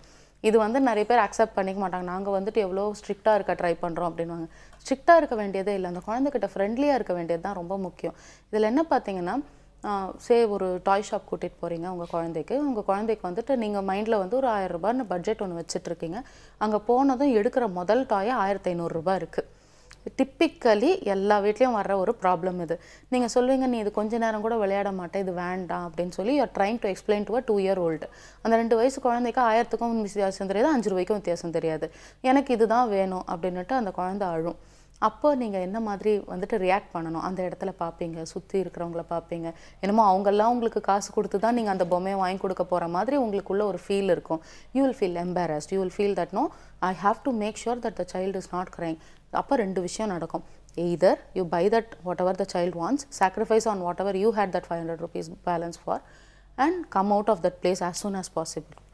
இல்லைன்னா அந்த குழந்தைக்கு ஒன்று பட்டுன்னு கொடுத்து வாய மூடு அப்படின்னு சொல்லிட்டு கூட்டின்னு வந்துடுவீங்க. இது 2த்துல ஒன்று தான் கண்டிப்பாக இன்வேரியபிளி நடக்கும். எத்தனை பேரண்ட்ஸ் வந்துட்டு நீ அழுதுக்கோ பரவாயில்ல, என்னால் வாங்கி கொடுக்க முடியாது, நானும் கம்முனே பக்கத்தில் நின்றுட்டுருக்கேன், I try and reason out to you அப்படின்னுட்டு நீங்கள் பார்த்துருக்கீங்க. பார்த்தா என்ன ஆகும், இமீடியட்டாக அந்த ஸ்டோர் மேனேஜரை வந்து உங்கள் குழந்தை அழறாங்க, கொஞ்சம் வெளில கூட்டின்னு போகிறீங்களா அப்படிங்கிற மாதிரி சொல்கிற நிலைமைக்கு கூட எடுத்துகிட்டு வந்துடுவாங்க. One thing parents need to understand, very strongly understand is, உங்களுடைய செல்ஃப் எஸ்டீமோ உங்களுடைய எந்த மரியாதையும் நீங்கள் வாங்கி கொடுக்காததால் கம்மியாகிறது கிடையாது. எந்த விதத்துலேயும் வந்துட்டு யாரும் உங்களை கிரிட்டிசைஸ் பண்ணுறதுக்கான உரிமை கிடையாது. You don't have to feel embarrassed. அது வந்துட்டு கண்டிப்பாக தெரியணும் அவங்களுக்கு. அதை விட்டுட்டு வந்து ஐயோ அவங்க என்ன நினச்சிக்க போகிறாங்க, இவங்க என்ன நினச்சிக்க போகிறாங்க அப்படின்னுட்டு நினச்சா you are spoiling the child's psyche for a long term and for that short gain of that parent or whoever is in the store thinking that அப்பாடா அந்த குழந்தையோட அழுகை எப்படி நிறுத்திட்டாங்க அப்படிங்கிறது. That is not your goal. உங்கள் கோல் என்ன அப்படிங்கிறது ரொம்ப தெளிவாக வந்துட்டு புரிஞ்சுக்கோங்க. I did a certain exercise with my child. ஒரு 2.5-3 வயசு இருக்கும்போதுலேருந்து பைசாலாம் காமிச்சு இதுனா 50 ரூபாய், இதுனா 100 ரூபாய், 100 வந்து கிரேட்டர் தென் 50 அப்படிங்கிறதெல்லாம் வந்து நிறைய சொல்லி காயினாக வச்சு சி திஸ் இஸ் லெஸ் மோர் அப்படிங்கிற மாதிரிலாம் சொல்லி அதுக்கு ஒரு கான்செப்ட் ஆஃப் மணியை கொண்டு வந்தேன். அப்போ என்ன ஆச்சு, I gave her a budget 150 rupees. போய் என்ன டாய் வேணால் 150 rupees வாங்கிக்கலாம். சத்தியமாக அந்த மாதிரி வந்துட்டு டாய்ஸ் கிடைக்கிறதுக்கான வாய்ப்பே கிடையாது. So we took the child, அங்கே ஒரு டாய் ஸ்டோருக்கு போயிட்டு அந்த குழந்தை அப்போ தான் 150 அப்படிங்கிறது மொத்தமாக சொல்லவே ஆரம்பிச்சிருக்கு. It will go to the store person and say 150 rupeesக்கு எனக்கு டாய் வேணும் அப்படின்னுட்டு. அவன் இன்வேரியபிளி வந்து ஒரு 400 ரூபாய் 500 ரூபாய்க்கு டாய் காமிச்சு இது அதை விட நல்லா இருக்கும்னு அதை எடுத்துகிட்டு என்கிட்ட வரும். இல்லை இது பார் 450, 400 இன்னும் அதை விட அதிகம், அதனால் நீ 150க்கு கேளு அப்படின்னு சொல்லி மறுபடியும் அனுப்பி விடுவேன். I let the child become the decision maker. போய் நீயே டிசைட் பண்ணு அப்படின்னு. அப்புறம் அந்த ஆளும் ஃப்ரஸ்ட்ரேட் ஆகிடுவான், என்ன இருந்தாலும் அந்த அம்மா வாங்கி கொடுக்க போகிறது இல்லைன்னு எனக்கு தெரிஞ்சிடும். Okay, he won't respect me. I don't care whether the store person is respecting me or not. My child should understand the concept of money. போயிட்டு அடுத்த முறை அந்த 150க்கு தேடி அப்புறம் ஏதோ ஒன்று 2 டாய் வரும், அதை வாங்கின்னு வரும். ஆனால் அந்த maybe it will be a very ordinary toy, அதில் அந்த குழந்தைக்கு கிடைக்கிற ஒரு சாட்டிஸ்ஃபேக்ஷன் இருக்குது பாருங்கள். Because the child made the decision of buying that toy ரொம்பவே அதிகமாக இருக்கும். அதை வச்சுட்டு ரொம்ப நேரம் விளையாடும். இன்னொன்றும் நான் பண்ணினேன், வாரத்துக்கு ஒரு முறை தான் அந்த 150. That too if you have not done something to annoy me or something like that. நீ வந்து தப்பான சில விஷயங்களை பண்ணக்கூடாது, லைக் அடம் பிடிக்கக்கூடாது, இது மற்றவங்களை வந்துட்டு மற்ற குழந்தைங்களோட ஃபைட் பண்ணக்கூடாது, இந்த மாதிரிலாம் சில ரூல்ஸ் எல்லாம் வச்சு நீ இந்த முறை பண்ணிட்ட பாரு, அதனால் இந்த வாரம் உனக்கு அந்த 150 கிடையாது, நீ நெக்ஸ்ட் வீக் வரைக்கும் ஒழுங்காக இருந்தீங்கன்னா இந்த 150 ப்ளஸ் இன்னொரு 150யும் சேர்த்து கொடுப்பேன் அப்படிங்கிற மாதிரிலாம் சொன்னேன். ட்ரஸ்ட் மீ, ரொம்ப கஷ்டமாக இருந்தது இதை இம்ப்ளிமெண்ட் பண்ணுறதுக்கெல்லாம். But over a period of time it became very easy. இதை பண்ணி முடிச்சதுக்கு அப்புறமா இப்போ வந்து I can see that she is not fond of like too many toys or games or anything. எதனா விஷயம் ஆக்டிவிட்டி செய்யறது அப்படின்றது மாதிரி தான் போகுது. ஏன்னா அந்த காசுக்கு உங்களுக்கு அந்த மாதிரி தான் தெரியும், do it yourself games மாதிரி தான் கிடைக்கும். So it made her learn to do so many things, like சின்ன விஷயங்கள்லாம் கூட அவளே பண்ணிக்க ஆரம்பிச்சா and all that. Pre school அப்படின்னா வெறும் ப்ரீ ஸ்கூல் போகிறதுக்கு முன்னாடி ரெடி பண்ணுறது மட்டும்தான் குழந்தைங்களுக்கா? இன்னும் நிறைய இருக்குது. குழந்தைங்க அப்படின்னா குழந்தைங்க அடம் பிடிக்கிறது, குழந்தைங்க எப்படி சாப்பிட்றாங்க அப்படின்னு நமக்கு நிறைய டவுட் இருக்கு இல்லையா? இதை பற்றிலாம் கேட்கலாம், அப்புறம் இந்த எபிசோடுக்கான இது முடியாது இல்லையா? ஆமாம், இந்த அடம் பிடிக்கிறது அப்படின்ற ஒரு கேள்வியை தான் வந்து எல்லாருமே வந்து இப்போ கேட்க போகிறாங்க அப்படின்னு யோசிச்சுட்டு இருப்பாங்க. அதான் அடுத்த கேள்வி. அதுக்கான பதில் தெரியணும் அப்படின்னா ஒரு பிரேக் போயிட்டு வந்தால் தான் தெரிஞ்சுக்க முடியும். இது உங்கள் புதிகம் FM இனியவை என்று.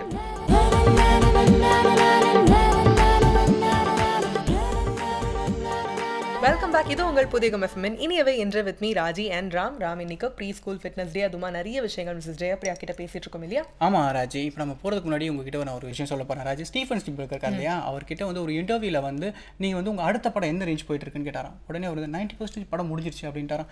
என்ன சார் இது, ஒரு ஃபோட்டோஸ் எதுவுமே வரல, அதுக்குள்ளே 90% முடிஞ்சாலும் இல்லை ப்ரீ ப்ரொடக்ஷன் ஒர்க் வந்து முடிஞ்சிருச்சு அப்படின்னாரா. எல்லாருமே ஷாக் ஆகிட்டாங்களா? 90% ப்ரீ ப்ரொடக்ஷன் ஒர்க், அப்போ 10% தான் வந்து ஃபீல்டா அப்படின்னா.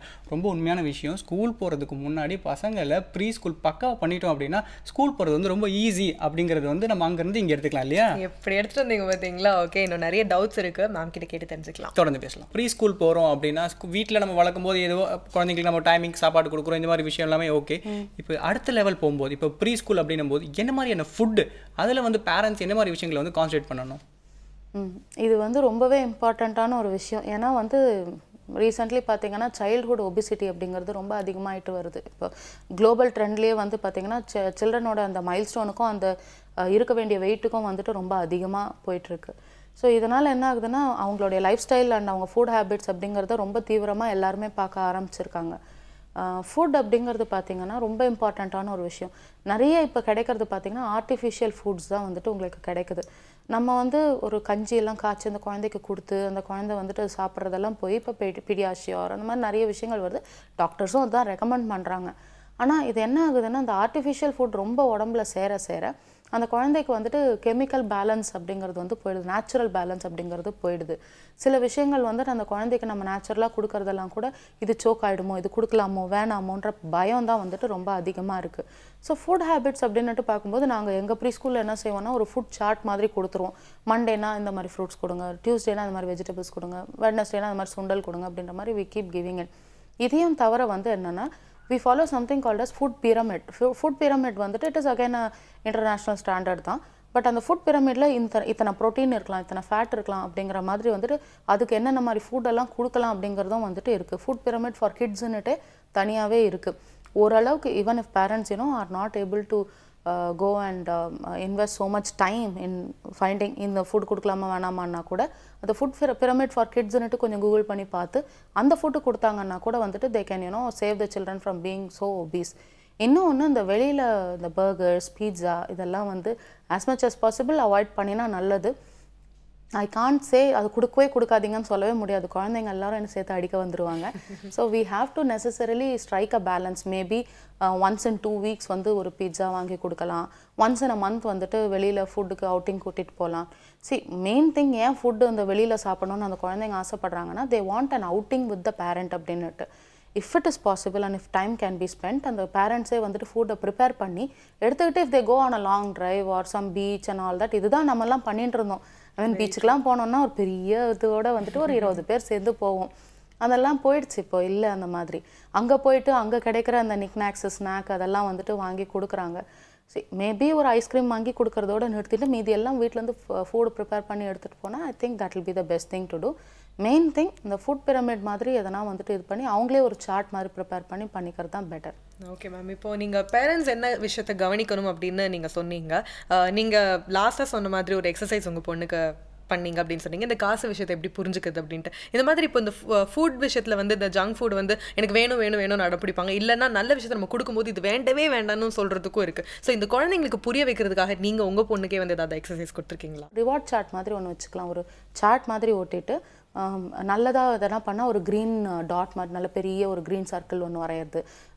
நல்லதாக பண்ணலை the child has to improve அப்படின்னா ரெட் சர்க்கிள் போடுறது. ரிப்பீட்டடாக the child is making that மிஸ்டேக்னா பிளாக் சர்க்கிள் போடுறது அப்படிங்கிற மாதிரி.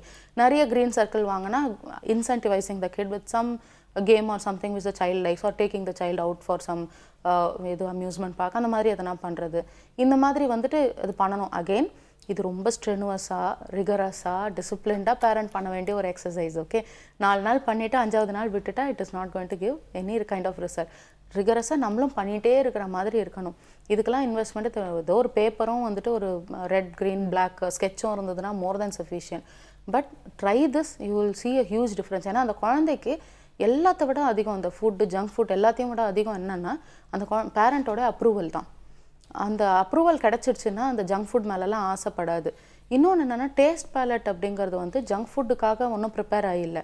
ஏதோ ஒரு சைக்காலஜிக்கல் ஏதோ ஒரு பேலன்ஸ் இல்லாமல் போகிற இடத்துல வந்து ஃபுட்டை வச்சு நிரப்ப ட்ரை பண்ணுறாங்க. That is the psychology behind junk food. So இதை அவாய்ட் பண்ணிட்டாங்க அப்படின்னாலே வந்துட்டு children will be able to go with proper நல்ல ஹெல்தி ஃபுட் ஹேபிட்ஸ் அந்த மாதிரி எடுத்துகிட்டு வர முடியும். ரிவார்ட் சார்ட் மாதிரி பண்ணலாம். இல்லைன்னா every time the child controls the urge for all these kind of junk foods we should incentivize the child. Incentivize ஒவ்வொரு முறையும் வாங்கி கொடுக்கணுன்ற அவசியம் இல்லை. Maybe saying a story for the child. நீ இன்னைக்கு இந்த மாதிரி சொன்னால் நான் உனக்கு ஒரு தெனாலிராமன் ஸ்டோரி சொல்கிறேன், அதனால் ஒரு பஞ்சதந்திர ஸ்டோரி சொல்கிறேன் அப்படின்னு ஸ்டோரியை சொல்லணும். நாட் யூடியூப் ஸ்டோரிஸ் லைக் நீங்களே உட்காந்து சொல்லி நீ என்ன நினைக்கிறதுக்கு அப்படின்ற மாதிரிலாம் கேட்கும்போது bonding with the child will increase. அந்த சைல்டு எந்த சில்ட்ரனுக்கும் ஸ்டோரி அப்படின்னா அதுக்கு மயங்குற மாதிரி எதுக்குமே மயங்காது. ஸோ அந்த மாதிரி எல்லாம் வந்துட்டு அந்த குழந்தைக்கு இன்சென்டிவைஸ் பண்ணலாம். And always look for methods and opportunities which doesn't involve money. இதை போய் செலவு பண்ணி பண்ணணும் அப்படிங்கிற மாதிரி இல்லாமல் எதெல்லாம் நம்ம வந்துட்டு ஃப்ரீயாக வித் மோர் ஆஃப் இன்வால்வ்மெண்ட் பண்ண முடியுமோ அது பண்ணாலே பெட்டர். கடைசியாக ஒரு விஷயம், இந்த கண்டிஷனிங் அப்படின்னு ஒன்று சொன்னாங்க, இந்த பிஹேவியரல் கண்டிஷனிங் அப்படின்னு சைக்காலஜியில் நாங்கள் படிச்சிருக்கோம். ஒரு விஷயத்தை வந்து எந்த அளவுக்கு கண்டிஷன் பண்ணுறோமோ, ஃபார் எக்ஸாம்பிள் இந்த ரிவார்ட் அண்ட் பனிஷ்மெண்ட் அப்படின்னு சொன்னாங்க. அந்த ரிவார்ட் அண்ட் பனிஷ்மெண்ட்க்கு அந்த குழந்தைக்கு கண்டிஷன் ஆயிடுச்சு அப்படின்னா நிறைய விஷயங்கள் நல்லதாக மாறிடும் அப்படின்னு சொல்லுவாங்க. Thank you so much ma'am. இது ஒரு ப்ரீ ஸ்கூலில் அது 3 வயசு 4 வயசு குழந்தைங்களுக்கு இத்தனை விஷயங்கள் கவனிக்க முடியுமா அப்படின்னா ஆமாம் இருக்குது, கவனிங்க அப்படின்னு ரொம்ப அழகாக ஸ்வீட்டாக நிறைய விஷயங்கள் சொன்னீங்க. ரொம்ப நன்றி மேம். Thank you so much. அடுத்து வந்து வழக்கமாக நீங்கள் ஒரு யூஸ்ஃபுல்லான வெப்சைட் வச்சுருப்பீங்க இல்லையா? ஸோ இன்னைக்கு அந்த மாதிரி என்ன வெப்சைட் எடுத்துருக்கீங்க? இன்னைக்கு வந்து என்ன அப்படின்னா www.indiaparenting.com அப்படின்ற ஒரு விஷயம் எடுத்துகிட்டு வந்திருக்கேன். இதை நான் ஸ்பெல் பண்ணிடுறேன். INDIAPARENTING.com. இதில் என்ன மாதிரியான விஷயங்கள் சொல்கிறாங்க அப்படின்னா ரொம்ப சுவாரஸ்யமாக இருக்குது. இந்த மாதிரியான விஷயங்கள் கூட இருக்குமா அப்படின்லாம் கூட இருக்குது. முதல்ல நான் சொல்ல விரும்புறது என்ன அப்படின்னா top 5 reasons for disobedience in kids. குழந்தைங்க இந்த சேட்டை பண்ணுறாங்க இல்லையா, ஒபே பண்ணல அப்படின்ற விஷயத்துக்கு வைக்கிறதுக்கான 5 ரீசன் என்ன அப்படின்லாம் கூட கொடுத்துருக்காங்க. இன்னும் எக்கச்சக்கமான விஷயங்கள் இருக்குது. அவங்களோட ஃபுட் ஹேபிட்ஸ் எந்த மாதிரியாக இருக்கணும், ஒரு அம்மா வந்து ஒரு குழந்தை எப்படி பார்த்துக்கணும், இல்லை அந்த குழந்தை வந்து ரியாக்ட் பண்ணுறதுக்கான சைக்கலாஜிக்கல் ரீசன்ஸ் என்னென்ன, இந்த மாதிரி ஒரு நிறைய விஷயங்கள் இருக்குது. இதில் சுவாரஸ்யமாக ஃபன்னியான விஷயங்கள்லாம் கூட நிறைய சேர்த்துருக்காங்க. கொஞ்சம் மூச்சு வாங்கிக்கோங்க ராஜி, நீங்கள் சொல்கிறதுலே தெரியுது இதில் எவ்வளோ விஷயம் இருக்கணும். அது மட்டும் இல்லாமல் ஸோ இந்த மாதிரி விஷயங்கள் பார்க்கும்போது தான் நம்ம இப்போ என்ன தப்பு பண்ணிகிட்டு இருக்கோம் அப்படிங்கிறது ரொம்ப ஈஸியாக நம்மளால் ரெக்டிஃபை பண்ணிக்க முடியும் இல்லையா? Very true Ram. அப்படியே ஆன்லைன் போய் இதெல்லாம் செக் பண்ணுறவங்க இன்னொரு முக்கியமான விஷயம் பண்ணணும். என்ன அப்படின்னா feedback@pudhugam.tv அப்படின்ற மெயில் ஐடிக்கு உங்களுடைய தாழ்மையான கருத்துக்களை எங்களுக்கு அழகாக அனுப்பிடுங்க. ஆமாம் ராஜி, அப்படியே மெயிலெலாம் போட முடியாது அப்படிங்கிறவங்க இப்போ டிஸ்பிளே ஆகிற அட்ரஸுக்கோ அல்லது ஃபோன் நம்பருக்கோ ஃபோன் பண்ணி சுட சுட அவங்களோட ஃபீட்பேக்கை நமக்கு தரலாம். Okay, super Ram. ஸோ இன்னைக்கான விஷயங்கள் எல்லாம் முடிச்சாச்சு. இன்னைக்கு குழந்தைங்களை பற்றி ஒரு டாபிக் எடுத்துகிட்டு வந்தோம். எவ்வளோ சுவாரஸ்யமாக நிறைய விஷயங்கள் எக்ஸ்பெரிமெண்ட்ஸ்லாம் கூட நம்ம கற்றுக்கிட்டோம். மேபி நம்மளோட கசின்ஸ் இல்லை நம்மளோட பக்கத்து வீட்டு பசங்க கிட்டலாம் வந்து இன்னைக்கு நாளையிலேருந்து இந்த எக்ஸ்பெரிமெண்ட்லாம் வந்து நாளைக்கு உங்களோட குழந்தைங்களுக்கும் யூஸ் ஆகும். ஏன் அதை சொல்ல மாட்டீங்க? Very very very true. ஃபியூச்சரில் யூஸ் ஆகிறது போல நான் நாளைக்கே இம்ப்ளிமெண்ட் பண்ணலாம்னு நினச்சேன். ஸோ இன்னைக்கான விஷயங்கள்லாம் முடிச்சாச்சு இல்லையா? இனிமேல் நாளைக்கு என்ன டே அப்படின்லாம் நம்ம போய் எடுத்துகிட்டு வரணும். அதுக்கான கொஸ்டின்ஸ், அதுக்கான கெஸ்ட் எல்லாத்தையும் வந்து நம்ம ப்ரிப்பேர் பண்ணிட்டு வரோம் இல்லையா? கிளம்பிடலாமா? கிளம்பிடலாம் ராஜி. புதியுகம் FM ஸ்டேஷனில் இது இனியவை என்று வித் ராம் அண்ட் ராஜி.